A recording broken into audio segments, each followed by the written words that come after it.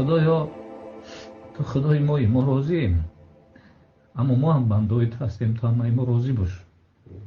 خدایا پیغمبر برای ما آوردی، ما قبولش داریم، ما را همچون امتی او قبول کن.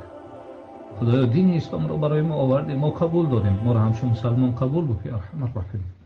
پروردگارا حقیقت بزرگ هستی، کافر 100 ساله را به لا اله الا الله میبخش. خدایا ما در همین دنیا اقرار میکنیم گناه زیاد داریم. خدایا ما روز قیامت میریم پیش تو هیچ چیزی نداریم، اگر میریم امید به رحمت تو و شفاعت پیغمبر داریم. در همین دنیا الله ما اقرار میکنیم. خدایا روز قیامت ما را از گناهامون نپرس.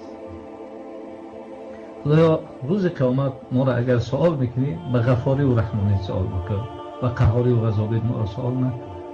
پروردگار روز قیامت اگر تو به سوی ما غضب بکنی ما تو را از رحمتت میپرسیم ارحم. اگر به سوی ما قهر بکنی از مغفرتت میپرسیم. اگر عیبهامون آشکارا بکنی از ستاریت میپرسیم ارحم الراحمین.